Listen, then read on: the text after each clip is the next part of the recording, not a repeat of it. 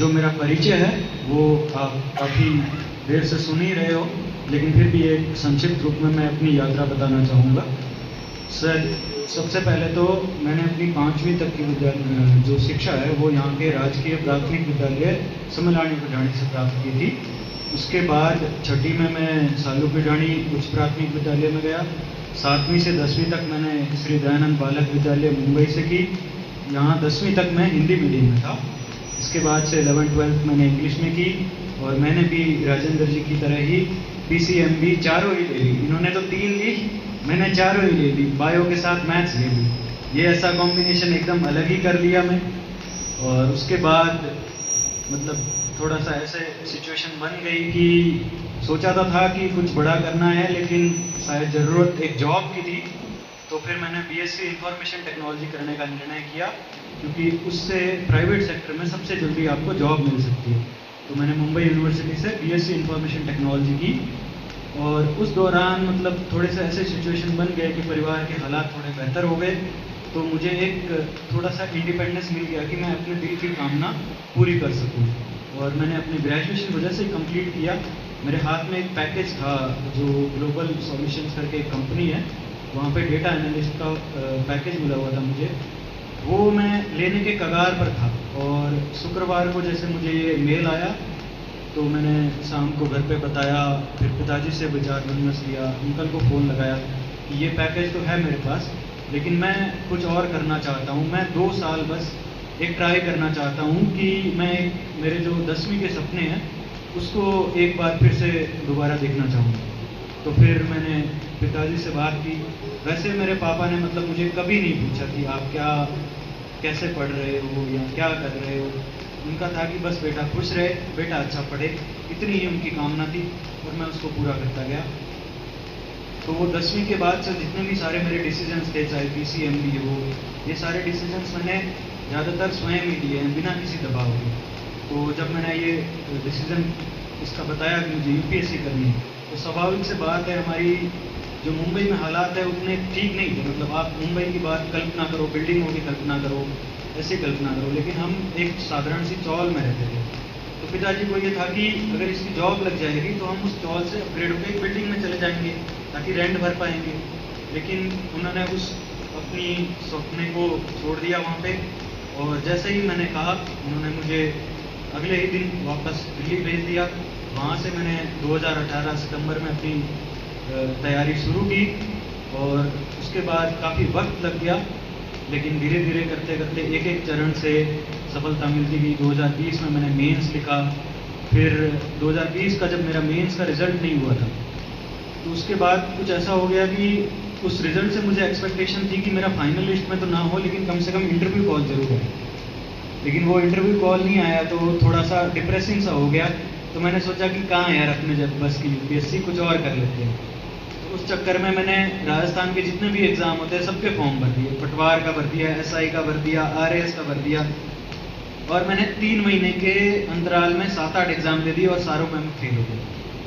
2021 में मैंने UPSC का प्री फेल हुआ 1-2 नंबर से, RAS का प्री फेल हुआ, पटवार का फाइनल लिस्ट से 2-1 नंबर से रह गया, SI रह गया, सब चीज़ें फेल हो गई।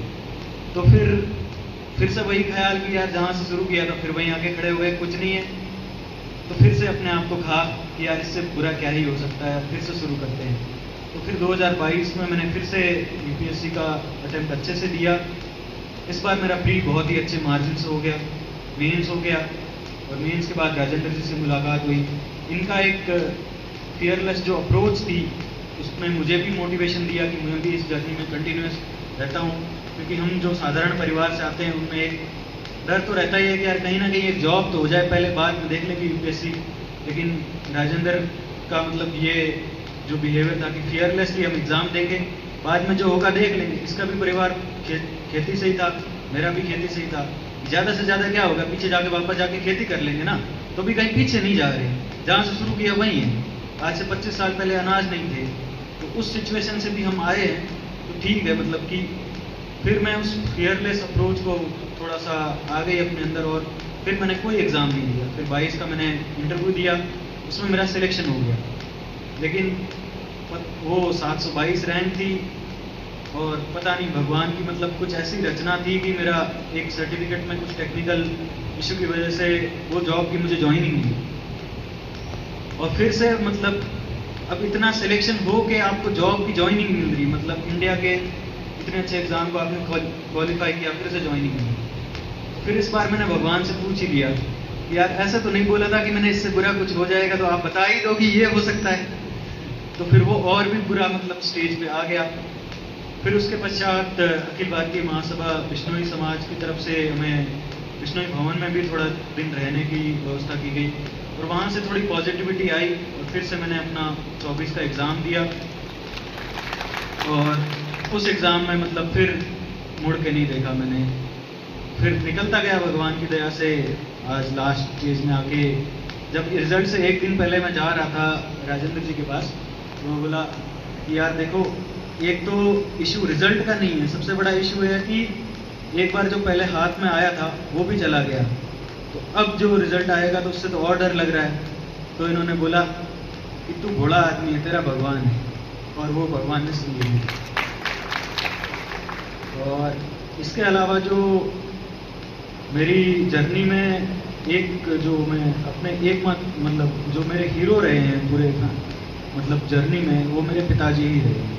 उन्होंने मतलब यहाँ के सांचौर में कहाँ संसाधन थे, कहाँ पानी था, कुछ नहीं था। जैसे मुंबई जाने की शुरुआत हुई तो उस कड़ी में मेरे पिताजी भी जुड़ गए। 1980 में 12 साल की उम्र में वो गए मुंबई। वहाँ पे उन्होंने किसी बाणी के घर पे रोटी बनाई 4 साल, 100 रुपये महीने की पगार से शुरुआत करी और वहाँ से आगे लेते जाए और ज़िंदगी में हमें इस मुकाम पे लाके खड़े किया। तो संघर्ष असल में मेरा नहीं था, संघर्ष उन्हीं का था और उन्हीं की वजह से मैं आज यहाँ पे खड़ा हूँ।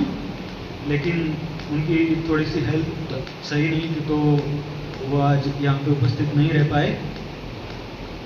इसके अलावा जो नॉर्मल सी चीज़ें हैं वो मैं ये कहना चाहूँगा कि जो भी यहाँ पे पेरेंट्स बैठे हैं उनको सिंपल सा संदेश मेरा यही है कि आप अपने बच्चे पे ट्रस्ट रखिए और वो बच्चा आपका ट्रस्ट रिपे करेगा।